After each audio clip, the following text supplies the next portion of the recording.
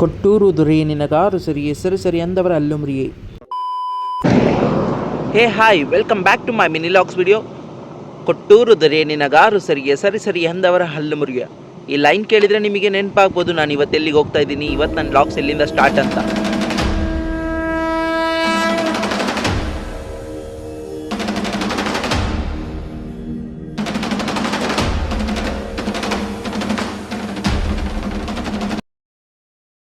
ಗುರು, ನಾನಿವತ್ತು ಎಲ್ಲಿಗೆ ಬಂದಿದ್ದೀನಿ ಅಂತ ನೋಡ್ತಿದ್ದೀರಾ? ಕೊಟ್ಟೂರು ತಾಲೂಕು ವಿಜಯನಗರ ಜಿಲ್ಲೆಯಲ್ಲಿರೋ ಶ್ರೀ ಕ್ಷೇತ್ರ ಕೊಟ್ಟೂರಿಗೆ.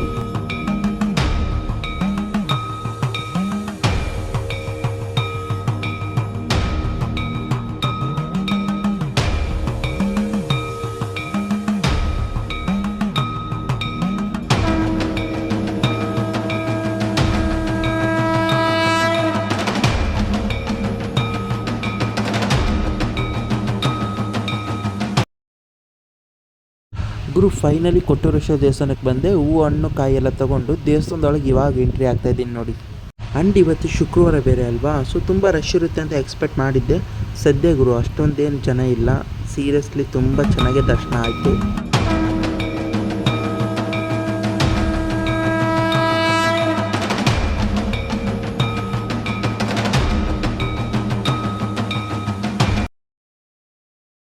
ಸೊ ದರ್ಶನ ಎಲ್ಲ ಮುಗಿಸ್ಕೊಂಡು ನಾನು ಊಟಕ್ಕೆ ಹೋದೆ. ಸೊ ಊಟ ಆಲ್ರೆಡಿ ಸ್ಟಾರ್ಟ್ ಆಗಿತ್ತು 11 ಗಂಟೆಯಿಂದನೇ.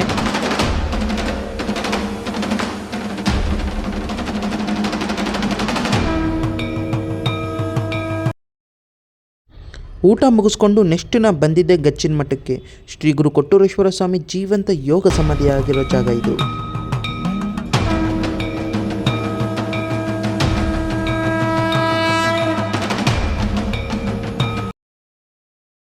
ಆ್ಯಂಡ್ ನೀವು ಪ್ರತಿ ಸಲ ಕೊಟ್ಟೂರಿಗೆ ಹೋದಾಗ ಗಚ್ಚಿನ ಮಠಕ್ಕೆ ಹೋಗ್ತಿರಲ್ವ, ಅವಾಗ ಇದನ್ನು ಮಾತ್ರ ಯಾವತ್ತೂ ಮಿಸ್ ಮಾಡಬೇಡಿ. ಯಾವುದು ಅಂದರೆ ಶ್ರೀ ಗುರು ಕೊಟ್ಟೂರೇಶ್ವರ ಸ್ವಾಮಿಗೆ ಮೊಘಲ್ ಚಕ್ರವರ್ತಿ ಅಕ್ಬರ್ ಅವರು ಅರ್ಪಿಸಿದ ಮಣಿಮಂಚ.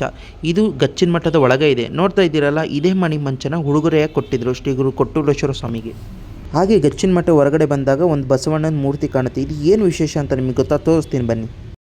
ನೀವು ನೋಡ್ತಾ ಇದ್ದೀರಲ್ಲ, ಬಸವಣ್ಣನ ಎರಡೂ ಕೊಂಬುಗಳ ಮಧ್ಯೆ ಶ್ರೀ ಗುರು ಕೊಟ್ಟೂರೇಶ್ವರ ಸ್ವಾಮಿ ಯೋಗ ಸಮಾಧಿ ಕಾಣ್ತಾ ಇದೆ.